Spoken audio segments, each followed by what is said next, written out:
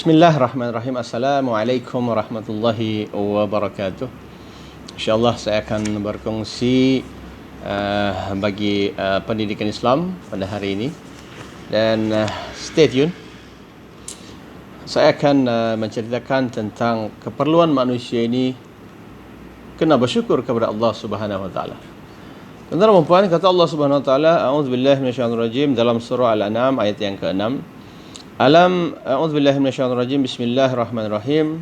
Alam yarau kam ahlakna min qablihim min qarnin makkannahum fil ardi ma lam numakkil lakum warsalna as-samaa'a 'alaihim midrara wa ja'alna al-anhara tajri min tahtihim fa ahlaknahum bi dhunubihim wa ansha'na min ba'dihim qarnan akharin. Sadaqallahul azim. Maksudnya, tidakkah mereka memerhatikan dan memikirkan berapa banyak umat yang telah kami binasakan sebelum mereka? Banyak dah. Allah beritahu bahawa telah banyak kaum yang telah Allah binasakan sebelum kita ini. Padahal umat-umat itu kami telah teguhkan kedudukan mereka di bumi dengan kekuasaan dan kemewahan. Allah SWT telah, padahal Allah yang bagi mereka ini kemewahan dan kekuasaan di muka bumi ini.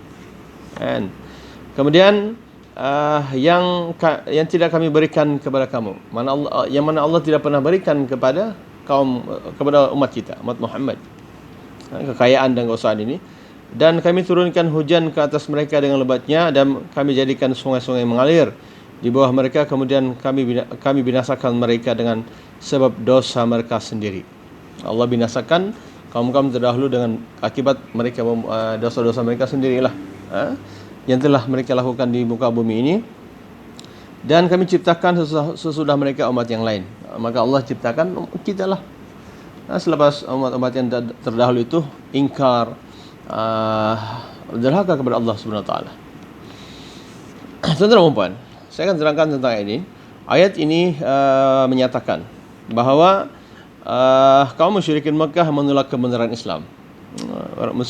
Musyrikin Mekah lah, apabila Islam datang, mereka telah menolak Islam. Allah SWT memberikan peringatan kepada mereka supaya mengambil iktibar daripada kaum terdahulu yang dikurniakan pelbagai nikmat kehidupan hidup, tetapi mereka tidak bersyukur. Maka akhirnya Allah SWT telah membinasakan mereka dan digantikan dengan kaum-kaum yang lain. Kaum Samud, Allah SWT musnahkan. Kan? Qarun, orang kaya, Allah musnahkan. Fir'aun mati, tenggelam di laut. Allahu Akbar. Okay. Macam-macam lagi lah. Namrud misalnya. Namrud ni kan, dia ni raja tuan-tuan. Tapi Allah matikan dia dengan seekor nyamuk. Kemudian segala harta dan kekuasaan tidak dapat menyelamatkan mereka. Namrud yang menguasai dunia tuan-tuan pun tidak boleh menyelamatkan dirinya sendiri. Jadi tuan-tuan dan puan, adik-adik sekalian, dalam mata pelajaran inilah, pendidikan Islam ini, marilah kita sama-sama menikmati macam mana hendak mensyukuri nikmat yang Allah Subhanahu wa taala berikan kepada kita. Yang pertamanya iaitu cara bersyukur kepada Allah Subhanahu wa taala, hati. Hati, cara bersyukur sentiasa kita gunakan hati kita ini sentiasa mengingati Allah Subhanahu wa taala, yang mana Allah lah pemberi nikmat kepada kita. Ingat, kita kena ingat semua. Allah itu ada, dan Allah lah yang mengatur segala kehidupan kita. Kita cuma kena sembah Allah Subhanahu wa taala sahaja. Kemudian lidah kita ini tuan-tuan dan puan kena jaga. Ucapkanlah syukur, alhamdulillah. Hati kita, lidah kita bersyukur kepada Allah Subhanahu wa taala. Terutamanya apabila kita mendapat nikmat dari Allah Subhanahu wa taala. Rezeki itu bermacam-macam jenis. Kesihatan, anak yang baik, ada duit, ada harta dan sebagainya lah. Dikurniakan anak yang baik-baik kan, dan sebagainya lah. Kemudian bagaimana pula kita hendak bersyukur dengan tubuh badan sendiri. Tubuh badan kita inilah. Jadi kita menggunakan nikmat untuk kebaikan badan Allah Subhanahu wa taala. Okay? Nikmat-nikmat yang Allah Subhanahu wa taala telah berikan kepada kita. Pertama, nikmat paling besar adalah iman.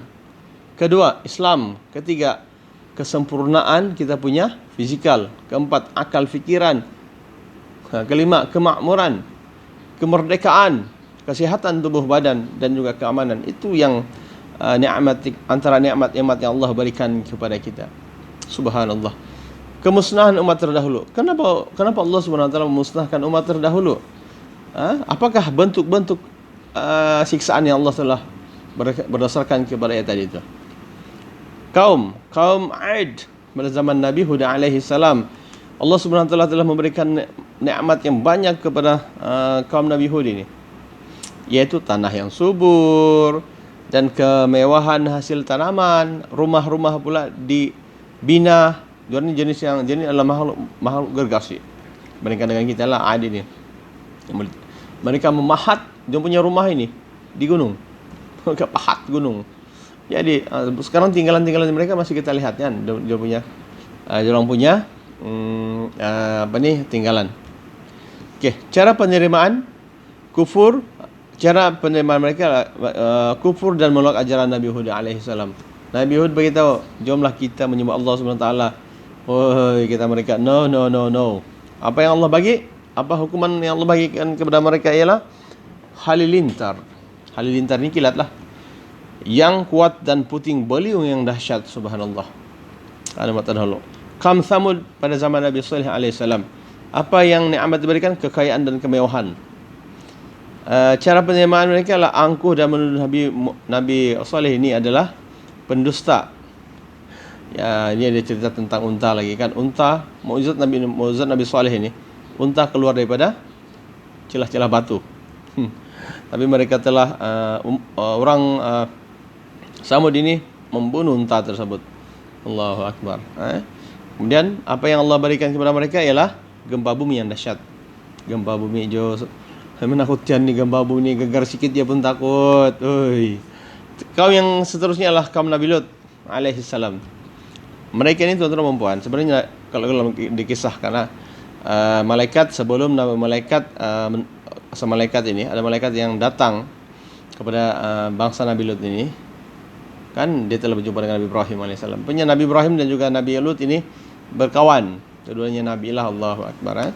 Nabi Lut telah diarahkan oleh Allah SWT ke negara Sodom, dan Nabi Ibrahim ini berada di mana? Di Palestina, kemudian di Mekah kan dulu kan. Kemudian Allah bagi nikmat kepada mereka semua ini. Tapi mereka ini apakah dosa yang mereka lakukan? Disebut dalam Al-Quran ialah LGBT. Allah berceritakan satu persatu. Cara penerimaan mereka telah menolak dan melakukan homoseks LGBT. Bayangkan sajalah, Allah musnahkan dengan tanah itu diterbalikan supaya kuman-kuman LGBT itu tidak akan timbul ke muka bumi ini. Tapi zaman sekarang telah ada LGBT dan sebagainya. Allah Akbar. Nauzubillah. Dan balasan Allah Subhanahu wa taala, negara mereka diterbalikkan oleh Allah Subhanahu wa taala. Malaikat terbalik dia punya bumi ini. Kan? Jadi itulah tuan-tuan dan puan, itulah sebenarnya kita kena bersyukur kepada Allah Subhanahu wa taala. Jadi saya rasa itu saja untuk kita semua. Semoga apa yang baik itu dari Allah Subhanahu wa taala. Wabillahi taufiq. Assalamualaikum warahmatullahi wabarakatuh. Saya akan sambung balik insyaallah.